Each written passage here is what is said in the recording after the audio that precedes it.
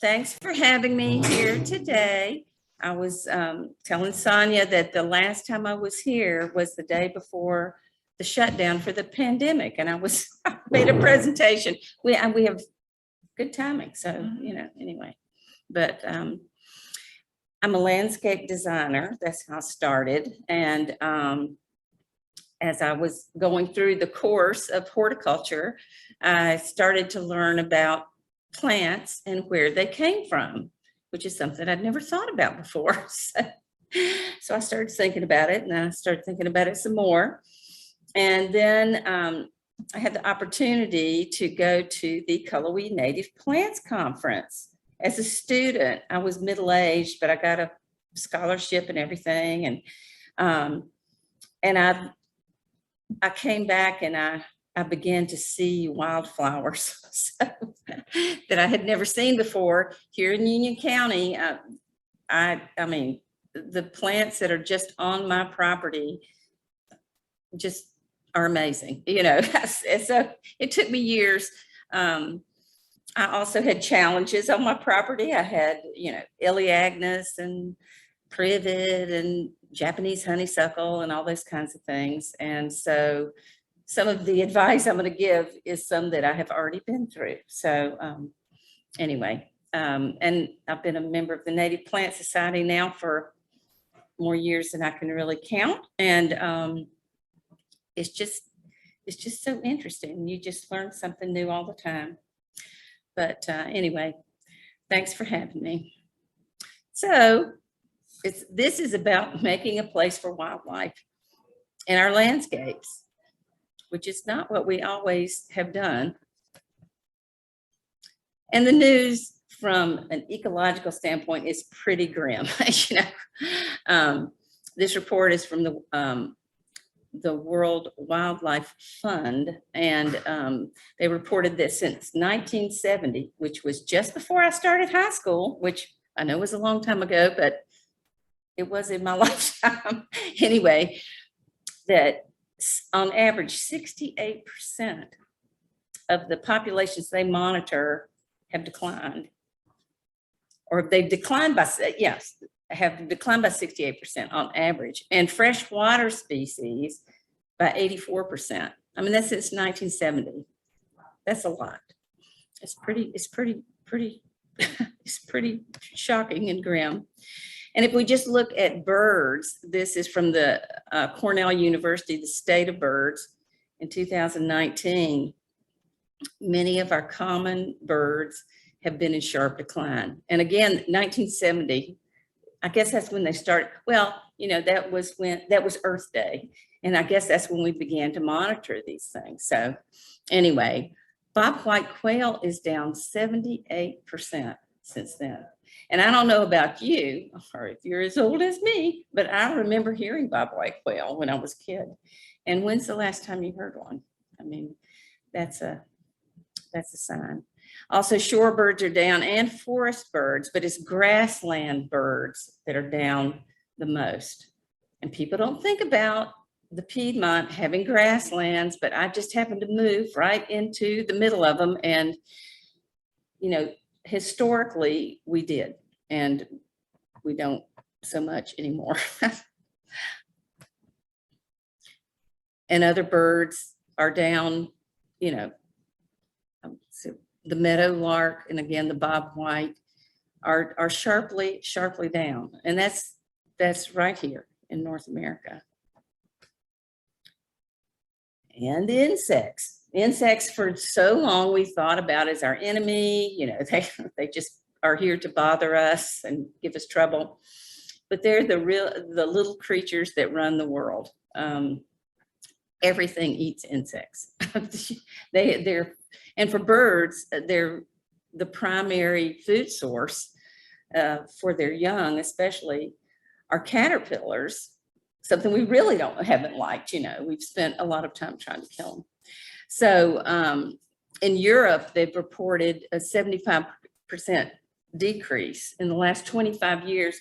And I was reading something today, part of the reason for that and for North America having such sharp declines is because we have been in the business of really using our land for agriculture and for development for hundreds of years, more than some other areas of the world. But if they follow us in our practices, then we may well see the same thing. So that's depressing. What's a person to do? I don't know how many of you are familiar with Doug Tallamy. And I first saw him at the Colorweed Native Plants Conference when his first book came out. And he's an entomologist and began to document and talk about the connection between exotic plants, which make up most of our landscaping. And exotic, by exotic, I mean plants that came from somewhere else in the world than here. So, you know, camellias, gardenias, crepe myrtles, you know, you name it. And it came from somewhere else, mostly Asia, because our climates are enough alike, and we liked those plants because nothing ate them, right? That was considered a good attribute of a plant when nothing would eat it. Well, it turns out when nothing eats it, it also doesn't provide food for those little creatures that the rest of nature lives on, which are insects. So this newest book, well, I don't know if it's his newest book, but one of his newer books, let's put it that way, is Nature's Best Hope. And his argument in there is that nature isn't just somewhere else. It's not just off in some little gated community somewhere, even though we do have nature preserves, and that's good, but that we can never protect enough land to really take care of nature so that it doesn't just vanish. But what we can do is provide the plants and the habitat that nature needs in our own backyard.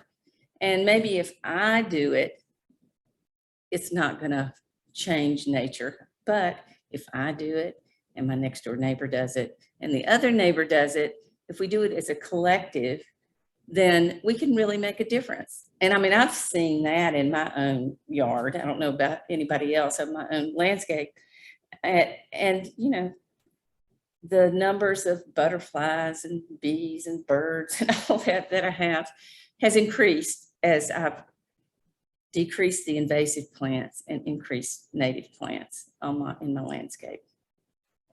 So the first thing you can do, according to Doug Tallamy and just about everybody else, is decrease the size of your lawn, because lawns really provide nothing for nobody. You know, well, except the lawn guys. You know, I know I don't have anything against lawn guys. You know, people, there's a lot of work that goes into it, but it's, you know, it's a dead zone from an ecological standpoint, and we have so much of it. So that's one thing we can do. And here I have an example of a job that I did a few years back. She wanted to decrease the size of her lawn. And so that's the before picture. And so basically we created perimeter beds with native plants. So she still had a lawn that she used. I mean, most of the lawn, we don't use most of the lawn that we have. We have a whole lot of it. And there's only, you know, there's only so many picnics or croquet you're going to play. But anyway, just by creating perimeter beds and having a nice patch of lawn, you can, you know, whatever amount of lawn you decide you need, you can really increase the biodiversity on your landscape. So here, and I know I didn't label them, this top one, that's Yopon Holly, which is that weeping Yopon right there. And then we have Amsonia, I think it's here. There's a red Buckeye, small tree, which is one of the first to bloom and is pollinated by hummingbirds. This is the weeping redbud, which is really about the size of a shrub. And it's it's tough. So there's a purple coneflower and orange butterfly weed, Coreopsis verticillata here, pink muley grass. Most people are familiar with that. Purple verbena there, and there's penstemon. That one's probably Husker red, and that is not the very best picture, but it's supposed to be of this, which is the Fringe Tree, which I just love, and it grows in Union County. And then there's the American beautyberry. There's a lot of confusion. Not all beautyberries are native. You have to get the Calicarpa americana. That's the native one. Mostly you see the ones that are from Asia. And that gets confused a lot. Well, that's an interesting picture, because I thought the Americana was a white berry. It can be white. Oh, okay. It's really the size of the berries, and they tightly encircle the stem. The Asian ones have more of a, oh gosh, I'm forgetting my terminology. What's the little stem that holds the, that holds the berry? Oh, anyway, they're just not tightly held. Okay.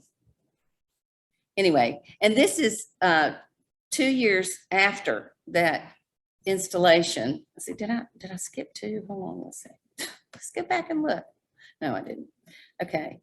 2 years after, it just so happened that we became friends, and so she would actually send me pictures, which was nice.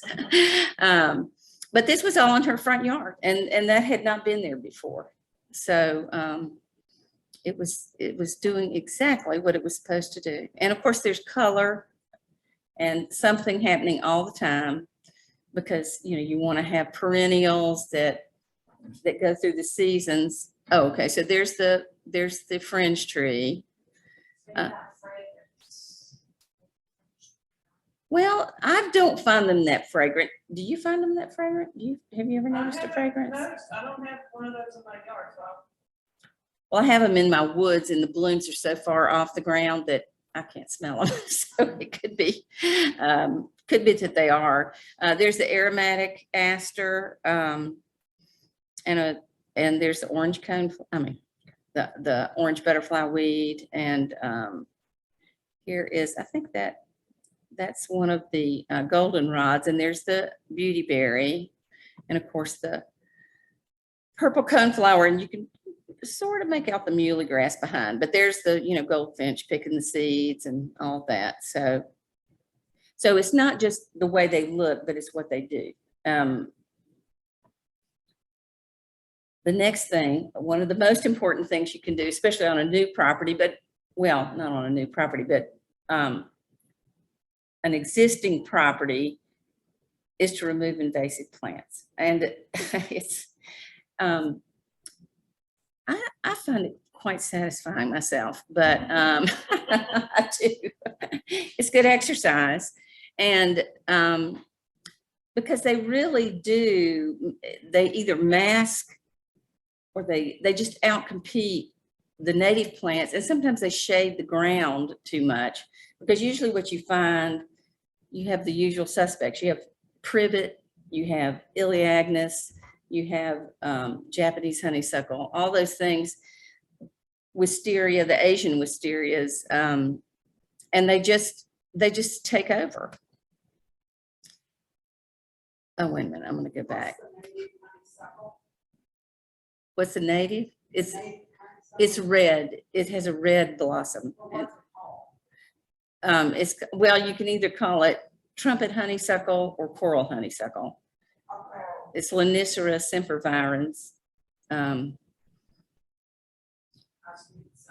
that the same as trumpet vine? No, it's different. That one's also good for hummingbirds, but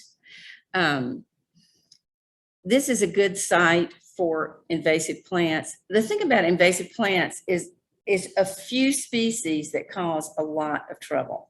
So you don't really have to know that much about plants. You can learn to identify, your biggest culprit, whoever that may be. On my property, it was Japanese honeysuckle and Iliagnus. And so you only have to identify that plant. And I mean, trust me, that will keep you busy for a while. So, especially after it's rained and you could pull up the Japanese honeysuckle. That's what I do. And it takes time, but over time, you can really see the results, which is often things coming back that you hadn't seen before, and really giving native plants a space to thrive. But this is a good site. This is for North Carolina, and you can go in and select, the Piedmont, Coastal Plain, or the mountains, and they give you a list. Because if you look at the big, like invasive.org, there's so many species. It's just impossible to keep them all straight. So you might as well focus in on your area just to see what is worst in your area. And these, I did not label them, but these are all, I took all these pictures myself. I've witnessed these up close. Up here is Porcelain Berry. I don't know if anybody has seen that. It has really, really become a problem in Charlotte. I mean, I moved here from Charlotte, and there are at least 2 species that I had never seen. They have that very colorful berry. It looks like a grape. And so people will think it's a grapevine. It is not a grapevine. And it's pretty. I mean, that's the thing, but it is horrible. If you go through downtown Charlotte, like in the inner beltway, you can see it all over both sides of the road. It's unbelievable. This is a Japanese honeysuckle that basically broke a sassafras in half on the greenway across the creek from me. And I took offense at that. So anyway, I had to take a picture.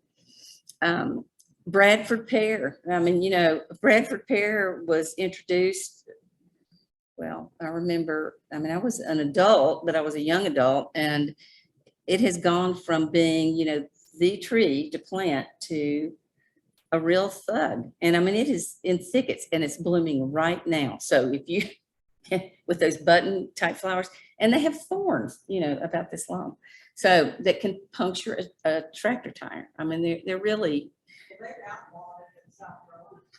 well, and they have a bounty on them in South Carolina. They have one in Greensboro. Do they? Yep. Good. They are paying you 5 native trees for every Bradford Pear you. Oh, that's wonderful. Well, I think there may be something in the works in North Carolina too. I certainly hope so. Yeah, that's what I heard. Here's Iliagnus. That's the one that was so bad at my house. You get another tree. Yeah. And Iliagnus is easy to ID because the underside of the leaf is silvery. So now I can even pluck those little seedlings out of the ground. I can, and that make just quick work of them. But I found out this weekend that Iliagnus can fix atmospheric nitrogen. And that's one of the reasons why it's so successful. I would not be surprised. Some of these plants are allelopathic. They put chemicals out to keep competition down. I think privet does that. So they have more than one weapon in their arsenal.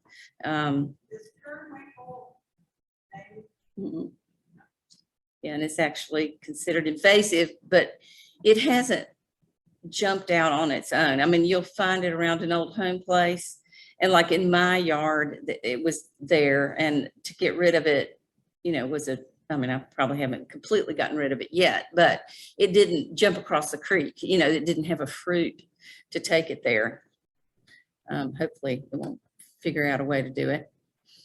Well, I had to take a picture of this because that is the no spray, no mow sign that is supposed to protect the Schwannensis sunflower, which is part of the Piedmont Prairie, which are those ancient grasslands. If you see the no spray, no mow signs, it's because that federally endangered sunflower is there. And here wisteria has completely covered it up. I mean, the Asian wisterias are very aggressive, and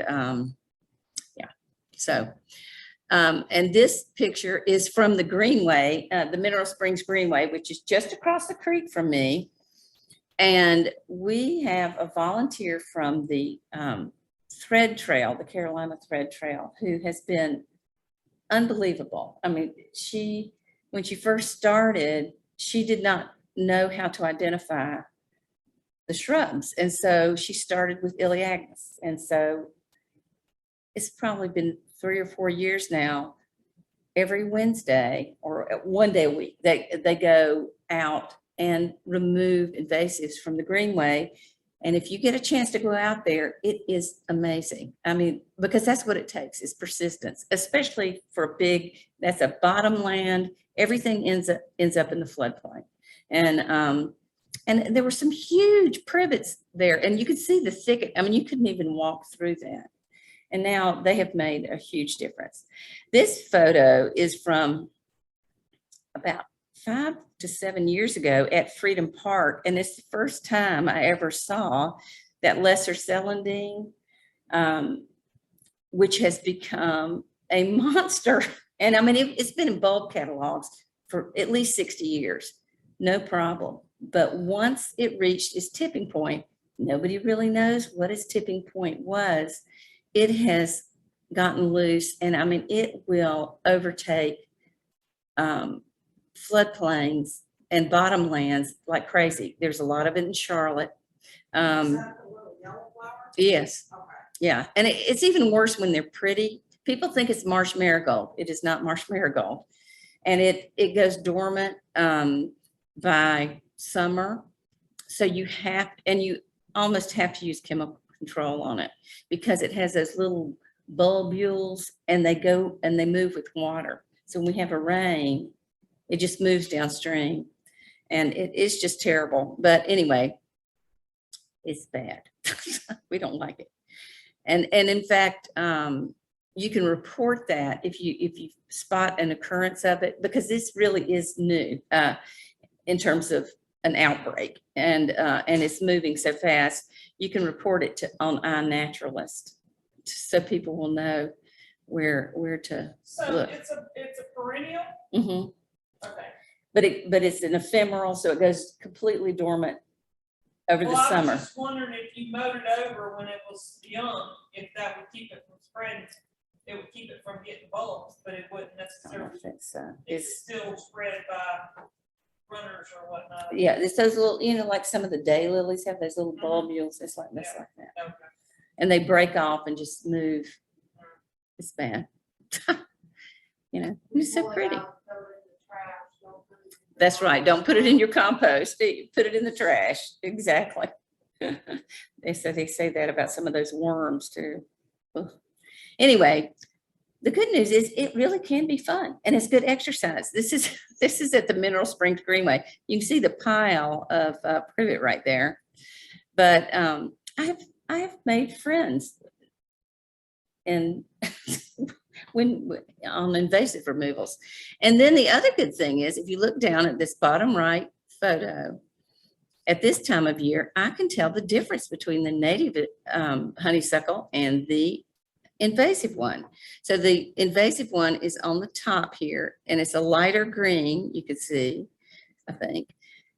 And it has little hairs on the leaves, the upper and the bottom of the leaf, and on the stem. But the native one right here, see, it's just waiting for its opportunity. This is how I learned. I didn't even know I had native honeysuckle on my property. This is on the greenway though. It's just sitting there waiting to be released. It kind of has a bluish. It has a bluish cast, and it's completely smooth. So yeah. Oops. Another important step is to make sure that you have keystone species. Now, if you have an existing landscape, hopefully you do have some. I have lots just because I live on a wooded lot.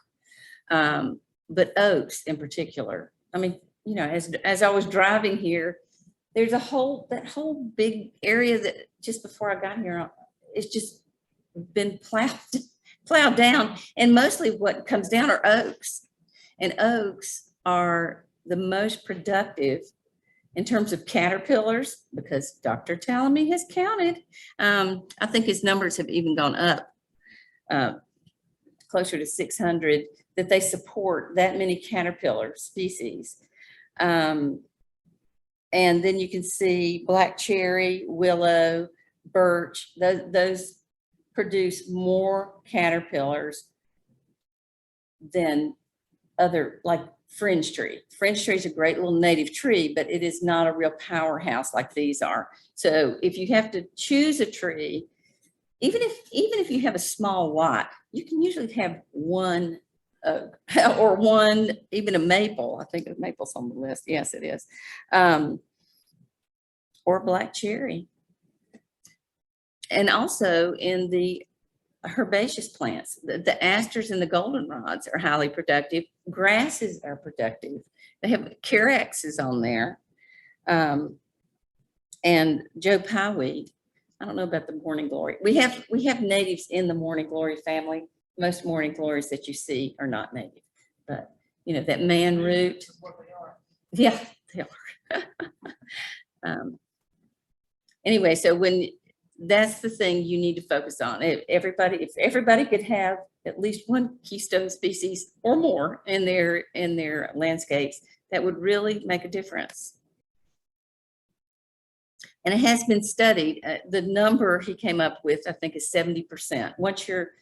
Once the number of natives on a property drops below 70%, they don't produce enough insects to support bird populations. So it really makes a difference. Do you know how to keep wasps out of birdhouses? Because they've taken over all the birdhouses we've put out. I do not, although, what is it that, no, I know you can use wasp to help control caterpillars.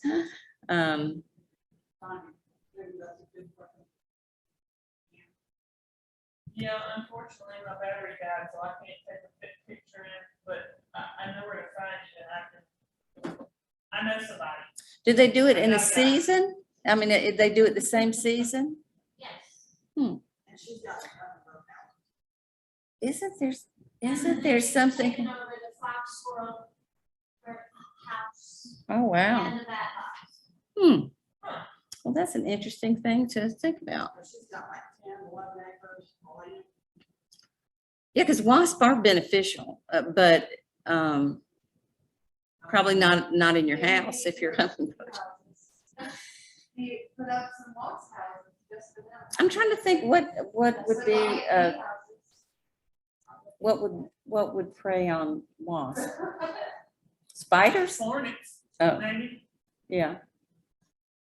Oh, well, But that's a might good scare question away though. the birds too. I know. Yes. Some people put up those little fake bags to keep, That's me.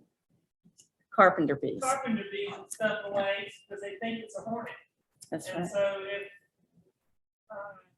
I like to think about that one. I know. because Snakes, but they're not good for, They're not they're not gonna be good either. I don't know if snakes eat wasps anyway.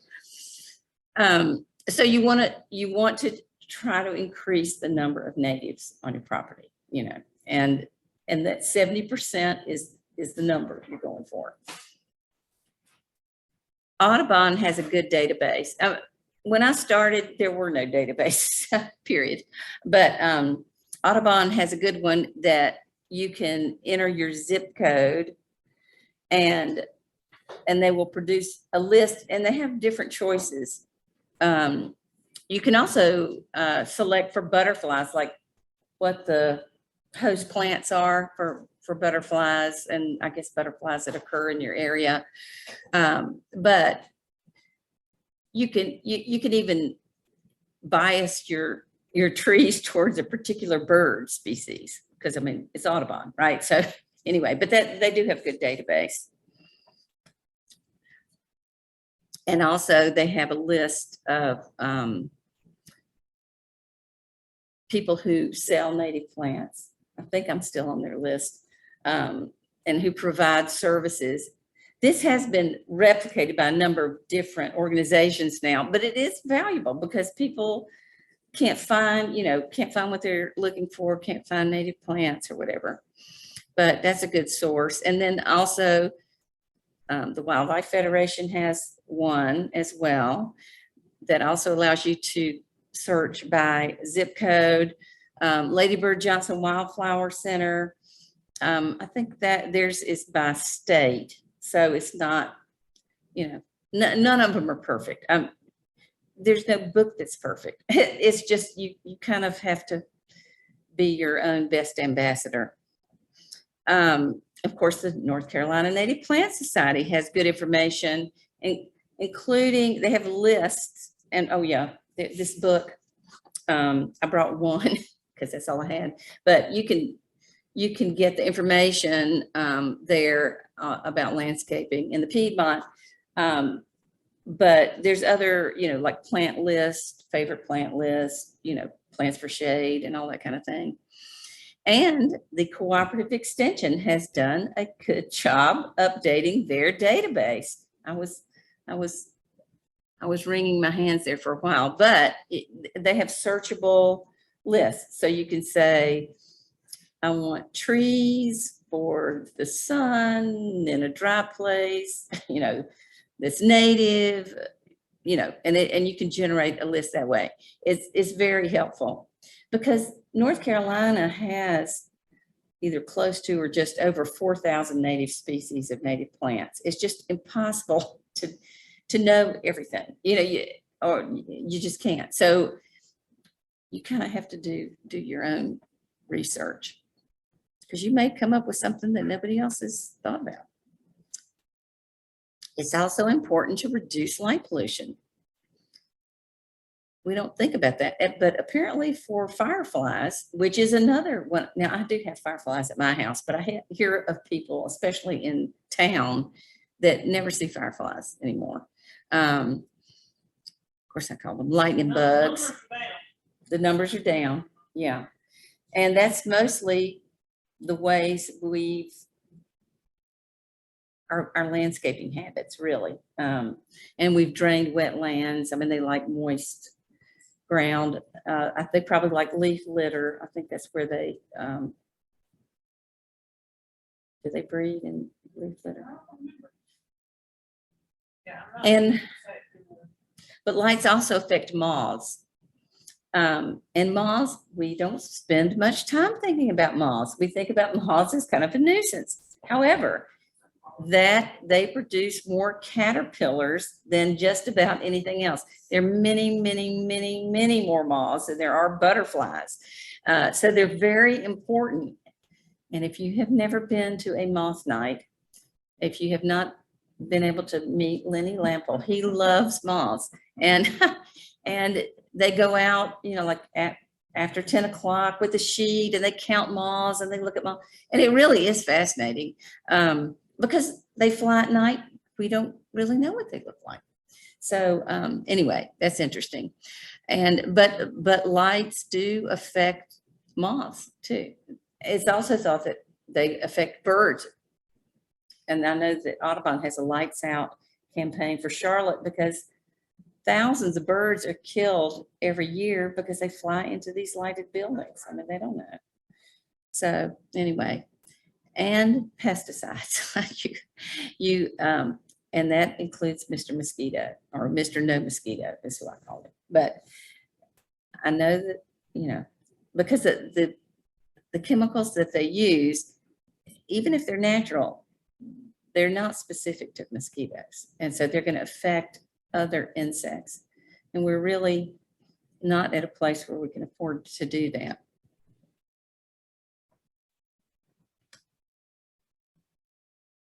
And you want caterpillars to complete their life cycles. So, leave the leaves. Now, you know, some people, you can leave the leaves on the lawn. You can do that.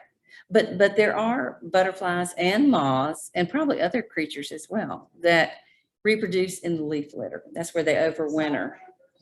Salamanders, right.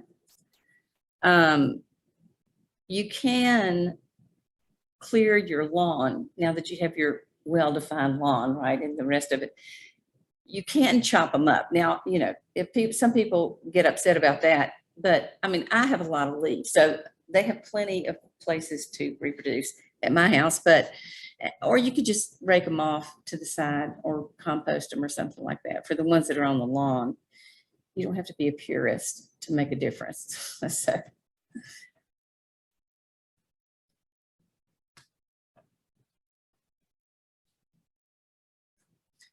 And of course, pollinators are important, and they're in decline. But one of the things, well, you want to have a lot of flowers. So, you know, a mixed border, if you have deep beds, you can have a mixed border and have flowers. And, you know, flowers, who doesn't like flowers?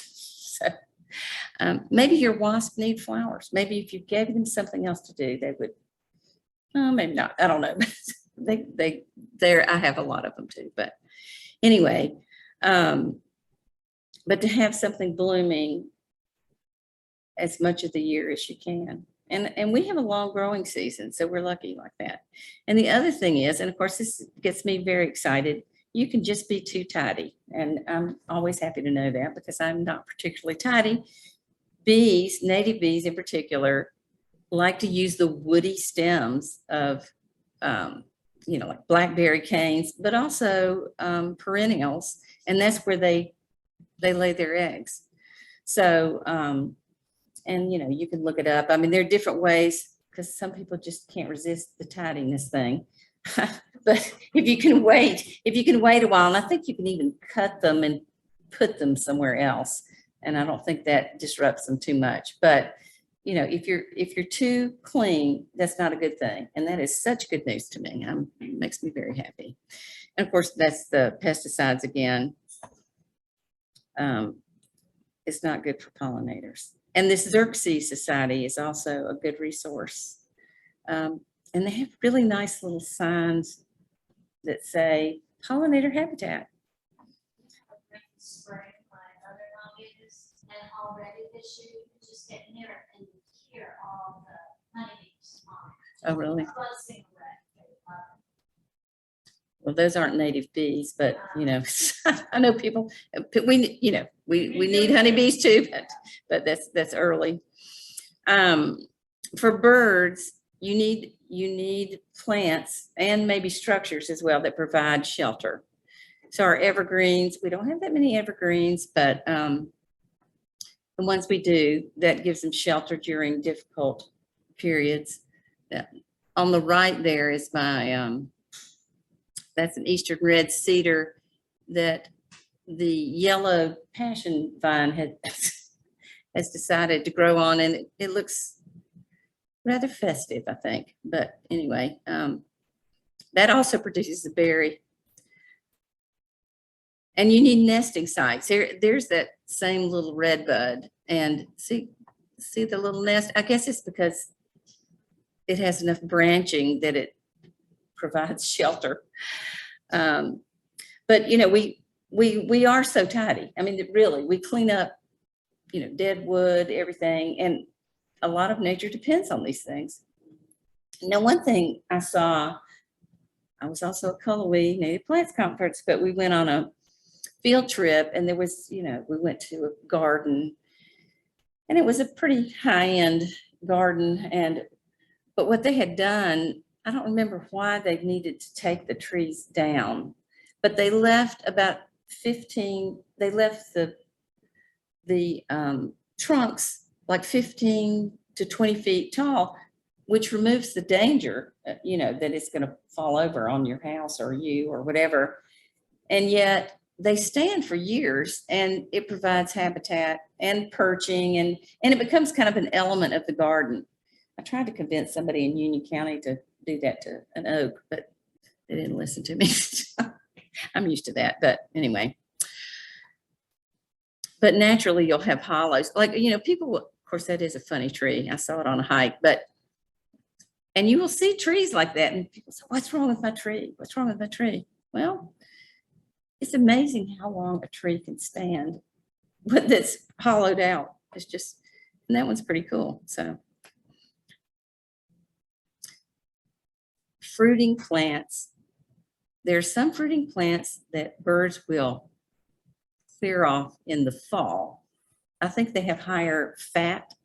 They have more fat in them. So dogwoods are one of the first to go. Spice bush, beautyberry, also viburnums, the native viburnums. I'm sure they're, well, probably elderberry. Those are all fruits that birds will take before they migrate. So they're important for that reason. And then you have the not quite so tasty berries, which is good for us because then it's ornamental in the garden, right? So red chokeberry is beautiful, but it has that name for a reason. And apparently after the winter, maybe they're so hungry they don't care anymore, or they've sweetened up a little bit, the berries. When birds return from their migration, they will eat hollies.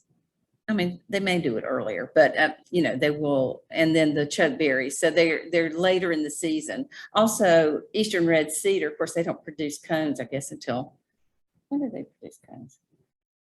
Did they do that in the fall or the, oh gosh, well, just don't listen to me. But anyway, so we like those plants because they're ornamental, but it also serves the birds and gives them some fruit in the spring or late winter. You want plants that provide seed. So purple coneflower again. I'm not good at photographing birds, but that's birds up in the upper left. Those are goldfinches up in the upper left. One of these days I'm going to have a camera with a zoom that's good enough to do this. And grasses, they produce seed. All those perennials produce seed. And before we had actual bird seed, you know, that we bought in a bag, this is where they got it. And then the button bush just looks cool when it's dormant. It looks kind of like a Dr. Seuss plant. So it has all those seed heads are just full of seeds. And I think that's, they usually grow in wetlands. That was a man-made wetland, but I think like ducks like them and you see them on the shore. Visit gardens if you can to get ideas. Lady Bird Johnson Wildflower Center. I mean, I look up, they have great information. I only can go in the dormant season. I've been in November and I've been in February, and it was fantastic both times. But you can get a lot online too, but they have great examples, and they have it laid out, this is a formal garden, because the style of a garden, it doesn't care whether you use exotic plants or native plants. I mean, you can use the plants in the same way with different styles. So anyway, I think they have something online about it, but it's great to visit. So if you're in Austin, that's a great place to go. And they also reflect the area. I mean, it is definitely a Texas garden. You would not think you were anywhere else, which is fun and it's good. Oh, wait, go back. Private gardens. This was one on the coast that I was lucky to visit. And I mean, it's all natural materials. There's driftwood. You can tell it's a coastal garden. It looks like exactly what it is. And it fits. I mean, it fits. You have a sense of place there. So, I mean, I love the driftwood there on the right. That is a morning glory. That might be the beach morning glory, or shell middens morning glory. But that's just, I mean, that's beautiful, and it's just an enhancement of nature, really. My daughter recently got some land in Wilmington, Mm-hmm. and I learned that if you cut down a live oak, you have to pay the city $2,000, and you have to plant. Oh, good. That's good. Now the Native Plant Society copied, well, we didn't copy, but I mean, we kind of copied. Well, after we talked to them about it, but anyway, there's one for the coastal plain, and it was from a grant. They created a book for landscaping. So there is some activity there with people trying to be more proactive, because there's so much development out there.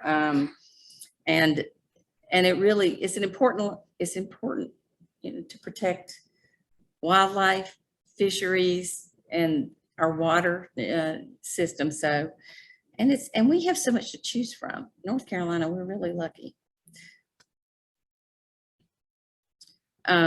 Now this, I don't know if this is still, they were under construction last time I was there, but this is the social services office on Freedom Drive in Charlotte. And I just happened upon it.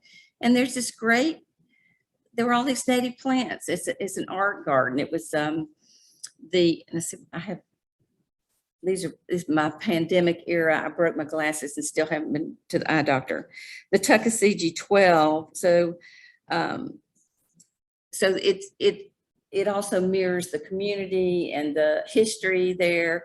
Tuckasegee was a tribe of Native Americans that lived near the Catawba, but there's a lot of symbolism, and there's all these native plants and rain gardens there in the parking lot on Freedom Drive. You see the Pizza Hut, I put that in there. And then you can see the skyline of downtown Charlotte in the upper left. But there's Beautyberry, and I know there's Itea, swamp, I think that's swamp white oak, and purple muley grass, and there's Joe Pye weed. It's just beautiful. So I was quite excited. People were looking at me strangely when I was walking around in the parking lot looking at these gardens, but that's okay.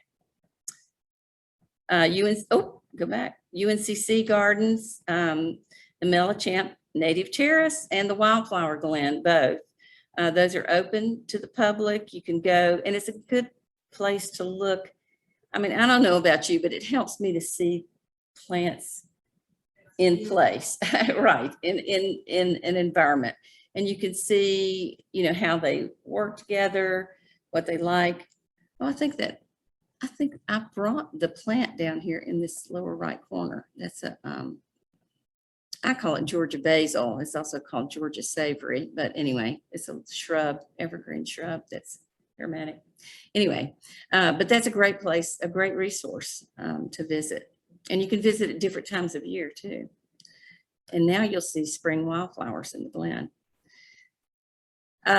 Several years ago, when I was at the Green and Growing Show, I think I was with the Native Plant Society, a young man who worked for the Parks Department in Charlotte came up and was asking about native plants. He wanted to do something downtown in First Ward Park. This planter, which has now I know what that is, a deodar cedar in the middle, and it had roses that apparently got the rosette disease, and it was looking sad. And he wanted to do a native plant garden, so I worked with him, and we came up with a design, and they installed it. That's the installation. So we did, I think we did the beautyberry, and we did some yucca and little blue stem. And then we had flowers, some spring, some summer, some fall. So there would be color, because I mean, it's a public space. You don't want to have a dead zone there any more than you want to. Anyway, so that was July. It was planted in June. That was a month later. I couldn't believe it. Now see, my plants would never do this. It only happens for other people, but that's good. In August, and then again in the fall, you can see the goldenrod there. It was fantastic. So I went back a couple years later, and I think they had moved this, or they just I don't know what they did. Anyway, I was rather disappointed. And then I ran across this. So these beds, he just took it. He has been doing this now, and apparently they're doing it in the park. Let's see if this is going to work. It's a video. Oh yeah, see, the grasses provide movement. You have all that pavement and the buildings and everything, and just to see the grasses there, and that's probably a little bluestone. It really does add something, and that's down there where the rail line is, and it just made my heart go pitter patter. It was wonderful. Now, some years ago, I went to England on a garden tour. And at that time, I saw more natives in their gardens. And of course, the English are famous for their gardens. And they're a little crazy for their gardens, seriously. But, I mean, and I did see a lot of our native plants there, but I also saw, plants from all over the world. I would have had nightmares about some of those going invasive, but we'll talk about that at another time. However, you can look at that model. So you kind of see what's gone wrong. Like it's not really good to bring plants in from everywhere and not expect them not to do something. I mean, if they'll move on their own, but that style of gardening where you have different layers, you have full beds, you have color repetition, you can do that with any plants. That's just a style.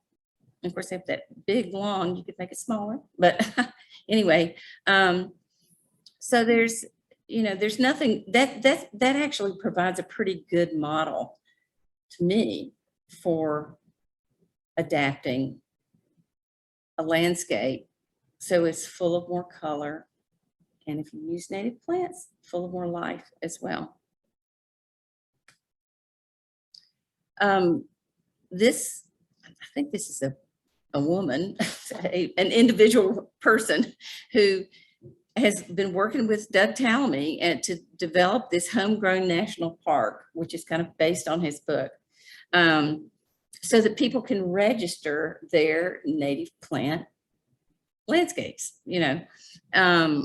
Now, I will admit I had a little trouble doing it, but that's mostly because mine was not so much planting. I mean, mine was mostly removing invasives, and I had so much already there. I mean, just naturally there, that this is really geared to people who planted things, But anyway, I will once again try to make sure I'm registered on there.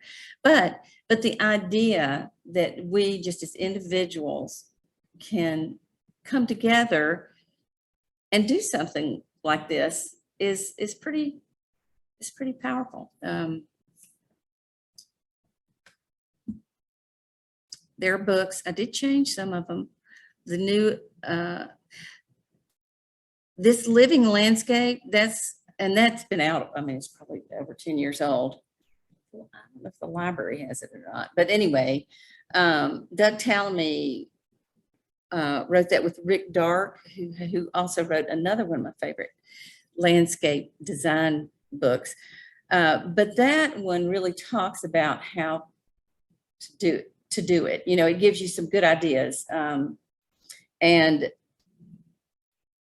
that fit people's lifestyles, So, I mean, they talk about, paring down the amount of grass and then how to put a bed together.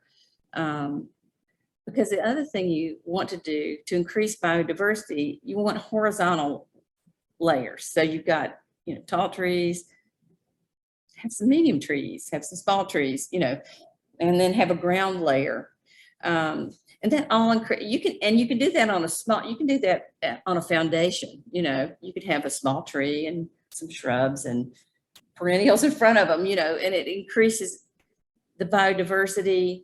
Also, by having more plants in a bed, you're less likely to have weed intrusion, because what do? Americans, we love controlled spaces, right? So we have, a bed, and we have a few shrubs and all this mulch, and weeds just look at that and go, I'm in, right? So if you can get more perennials or sedges, small plants down there on the ground plane, almost as a green mulch, that can really give you a more stable bed. And there is a book that covers that. If you're interested, I'll try to come up with it. I know what it is, but I can't come up with it. But anyway, The Living Landscape is good.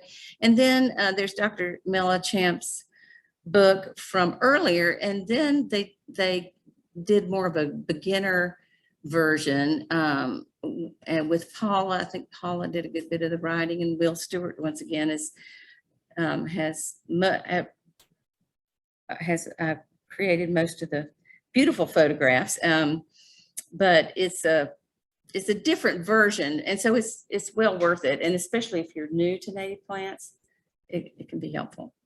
And I love this one. This one is good, especially if you're interested in native azaleas. He really covers native azaleas well. And then this one's practically in South Carolina. The good thing about him, this tells you where you can see different wildflowers in nature, like where you could go to see them. So, and Garden Revolution, also good. And, he takes kind of a large scale. If you have a large property, you're not going to be out there. I mean, you can't like micromanage everything. So he takes a large scale approach and kind of lets things happen, because they're going to happen anyway. I mean, things are going to change over time, and he addresses those kinds of things. So I think every one of those people have been speakers at the Cullowhee Native Plants Conference, as a matter of fact. So, let's see. So learn more. Native Plant Society would love to have you. We are having our annual meeting and picnic because we're a statewide society. Normally it's in Greensboro. This year it's going to be at Pfeiffer University. And that is a great place to get plants because people bring plants, they pot up things and, grow them from seed or do division, and you find plants you just don't find anywhere else. Plus it's fun to meet people from across the state, and there's usually an educational component as well. So on that is a native viburnum. I think that's a dentatum, viburnum dentatum, an airwood. The date is June 11th. I'm supposed to do something. I think I'm pricing plants or something. I'm helping with the plant sale part of things. So anyway. Now, refresh my memory. Local chapter of the North Carolina Native Plant Society has monthly meetings? We have monthly meetings, normally the second Sunday of the month. And at Reedy Creek Nature Center in Charlotte, when we're inside, and then when we're outside, we'll do hikes. I think because I know I'm leading a hike in April, so I think April might be people leading a hike month. There are at least 3 that are going to be in Union County because, so we cover kind of the greater Charlotte region. But the website is ncwildflower.org. And the chapter is Southern Piedmont Chapter. And somebody's reminding me that we do hikes and rescues. We do have a protocol for rescues. We need a good rescue person. So someone who's dedicated. Well, the really good ones, I think the Georgia Native Plant Society has it down. They go to the planning office and they know when things are happening because we have to get waivers, and we do have insurance for the purpose, but it would be nice because, there's so much that's being developed now. Does anybody have any questions?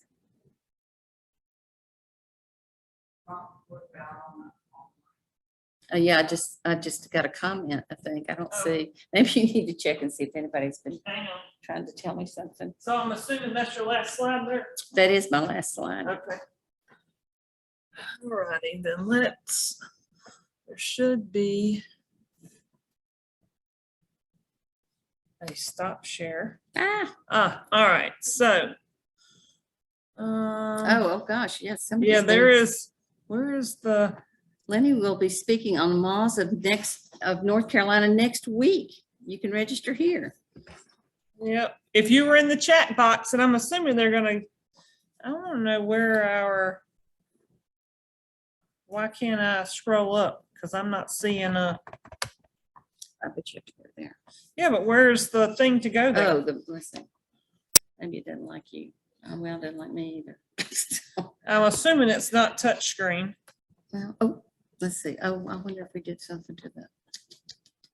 Well, should we go get our I helpers? can read them to you if Uh-oh. you'd like me to. Yes, somebody has, oh, here we go.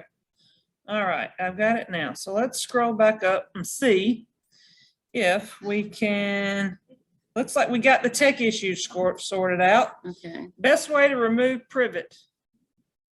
Oh, well, I would say that is cut and paint is what I would say, unless you have one of those. Pear pullers, those Bear things are puller. fantastic.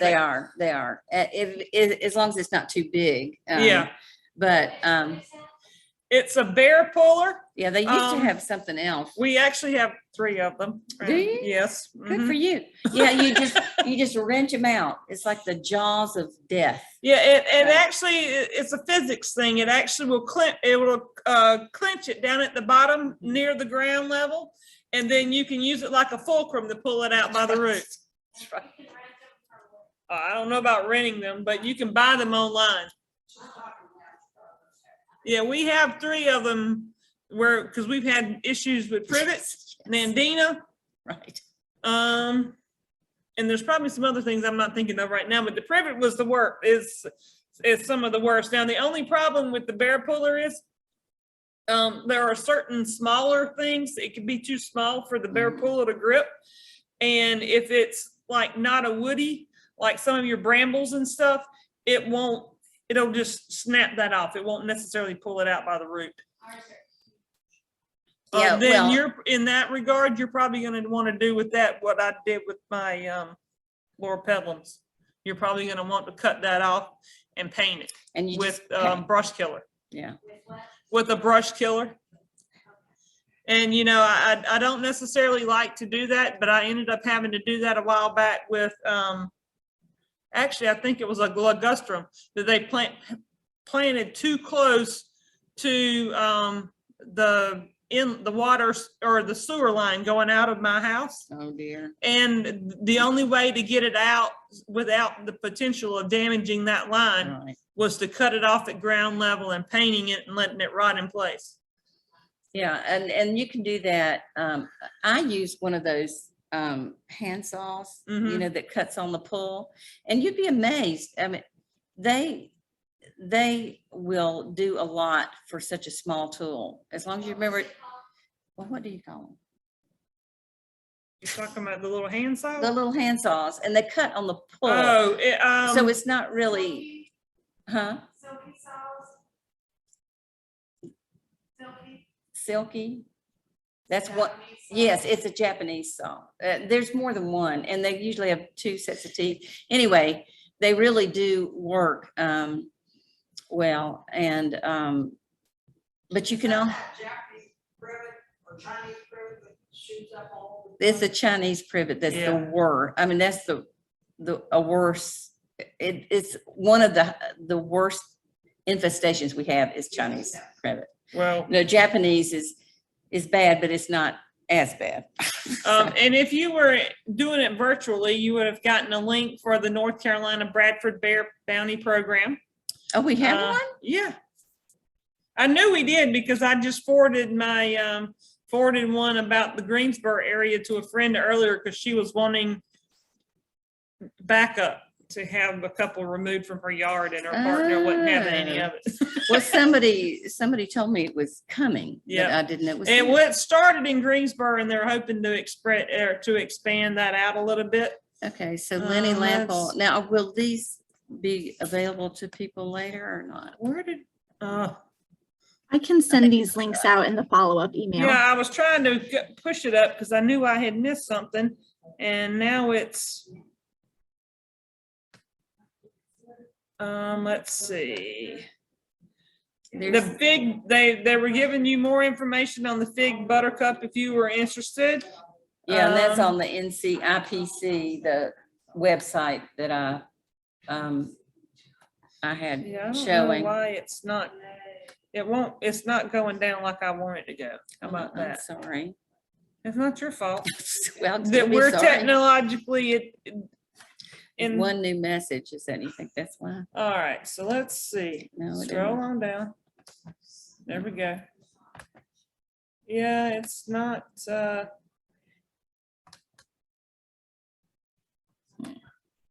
yeah, I don't know why we are not having, you we're fix it having before? problems. Yeah, I don't know. I can see the thing, it's just not moving. Yeah. Oh, Well, I wait. can read one to you right now if you'd like. I can scroll through here if you want me Yeah. to just relay them. Oh, here we go. Oh, okay. They were wanting you to reiterate some of the in-person questions. Well, I don't think we sorry. had. Did We had a few, We had a few. so they about the couldn't wasps. hear you. Oh, So yeah, there was, okay. if somebody knows how to get rid of wasps in bird houses, that would be nice. If you Yes. could help us out there. what was our other question? Do we have We've got someone that wanting, you can do an assessment of the yard and help determine what should be replaced. Well, Depending on where you are, Janet, the answer to that is yes. Your local master gardener program has volunteers that can go out and the first of all is help ID what you have there, mhm. and then, help you not necessarily do the work for you, but they can most certainly help point you in the right direction of what you may want to put in there based on what you want to do with the property. Okay. And obviously there are some, people that do that for a living as well, but so by all means, yeah, you can contact your local extension office, and there could be some horde agents as well that'll help you out there. So the North Carolina Wildlife Federation, so is that a separate list in the? I haven't been to the North Carolina Wildlife, but all of the little local chapters are like us. We are like Somebody's subunits, saying that there's a subunits list. under them. So the North Carolina Wildlife Federation does have a nursery list for Okay. wholesale and retail options. Okay. That's good. For that kind of thing. Is this the bear puller? Well, Well, you're gonna have to. I can click on it and see. Uh-oh. Yes, that is most definitely your bear puller. Puller bear, yeah. Not polar bear. Polar Well, bear. they call it a puller bear, and I was like, it's a bear puller. It'll pull. You're right. Let's see, how long do fresh transplants take to be drought resistant? That probably depends on the plant. I Yeah, would think. yeah, 2 years is what I usually hear, but you need to watch plants at least for the first 2 years. If you get natural rainfall, that's great, and count yourself lucky. If not, you just have to be mindful. That's why you go out. That's why I like to hand water, Mhm. because I go take a look at them, Right. see how they're doing. And if I say, what the heck happened to you? You can't just plant. I mean, it's like a puppy that can't bark, plants. You can't just ignore them once you plant them. But some plants will be good in a year, but if we go through an extended drought, you can't count on it. So just take a cup of coffee out there and go visit your plants. Anything else? Is that the end of it?